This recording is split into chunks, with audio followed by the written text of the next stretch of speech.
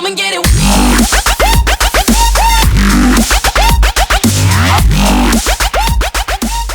Hello everybody, what is up, Prof here, and today we're going to be doing a review on Assassin's Creed Liberation on a PlayStation Vita. This is actually, when this game came out, I was super excited for this, because for one, I knew the PlayStation Vita actually had the power to pull off a full Assassin's Creed game. Two, I knew this was going to be the first female assassin in the series so far. And three, I was really curious what this would bring to the Assassin's Creed storyline. Did this game actually live up to my expectations? Let's go ahead and find out. Alright, so the presentation of the game. You basically start off the game as a small African-American girl with your mother until you get a case of ADD and decide to go chasing the chicken all the way across town, which you didn't even catch. You then realize, oh crap, where's my mom? So then you go following some lady who you think is her and find out, oh, it's not. You then have a guard get angry at you for no reason at all, actually, and then push you down on the ground. The game flashes forward to you in slave clothes. I think you're about a teenager or so at this point, and then you beat up some guards. After that, you wake up, because this is all actually just a dream. Then you put on your assassin's gear and go out the window. If you're actually expecting more backstory to what happened between when she was a child up to this point to make her actually want to be an assassin, I'm sorry to say, but this game explains absolutely none of that. The advertisement for this game explained more backstory than this game did. The only thing I got from this was, you're out to take revenge on the soldier who pushed you down with a gun. Now, before you start thinking, wow, this game sucks, don't worry, it's not all bad. The first 5 sequences will really freaking dull, and you'll find yourself getting really super freaking bored. I mean, really freaking bored, like wondering if you should even bother completing it. I know, that still sounds really bad actually, but alright, so the game doesn't actually pick up till about halfway through, and you don't get to do any missions with Connor from Assassin's Creed 3 until, way later in the story. There are definitely some plot story twists that were kind of confusing at the end. Yeah, they really did not make sense, so yeah. Anyways, let's get on to the graphics. The graphics of the game were pretty well. The textures and lighting seemed well done. I was surprised at this, how good the graphics were actually for a portable Assassin's Creed game. I think this is about the time. This is actually pretty much a throwback review, but at the time, seeing these graphics on a portable Assassin's Creed, I was going, holy shit, this is actually pretty freaking cool. So I was pretty stoked by that. Alright, so let's move to the sound of the game. Alright, so if you love the music for previous Assassin's Creed games, then you'll be sorely disappointed in this game's soundtrack. I counted about 3 to 4 different songs, if even that, in the game, and that's literally about it. They really pretty much recycled the same sound bites and same background music through the entire game, and nothing switched up. The music wasn't even amazing, they just kind of kept using it. So there were a lot of times when I was actually running, and there's seriously no sound. The game was dead silent besides my footsteps and anything I was doing. So yeah, the music they did have in this game was okayish, but I found myself getting really bored with it, and sometimes even it actually literally put me to sleep. I would sit there be nodding off because it's like, okay, this game's ridiculously boring. The voice acting had its good and bad points. Connor's was rather bad. It didn't even seem like they put that much effort in there.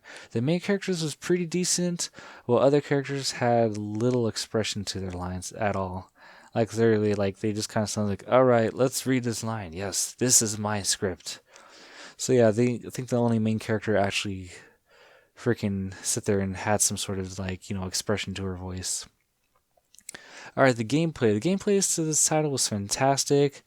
It stayed true to the console version. Fighting and combat was fluid for the most part. Climbing buildings was easy, along with jumping rooftop.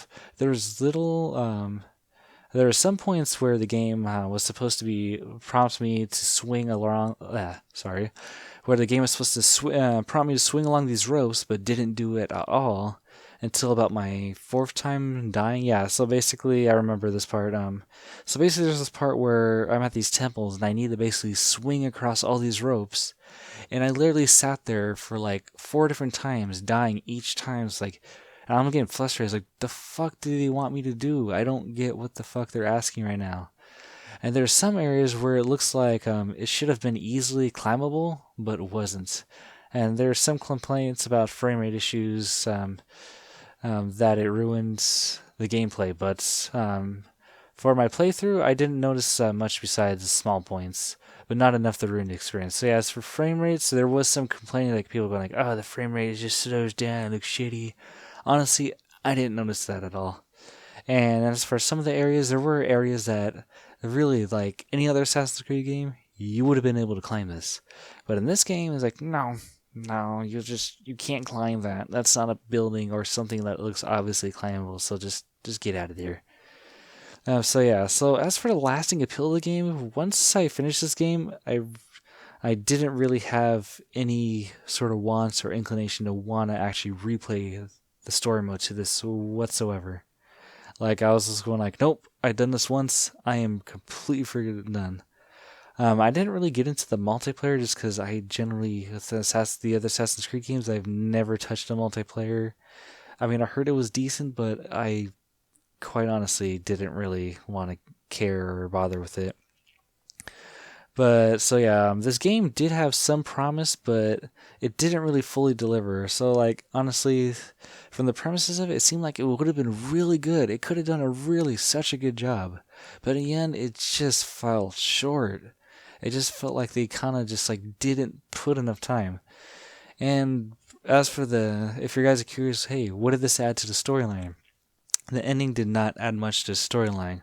So if you skip, so basically, all in all, if you're haven't played this game by now, if you're thinking, hey, I want to play this game to get all the Assassin's Creed storyline, you know what? You're perfectly safe skipping this one.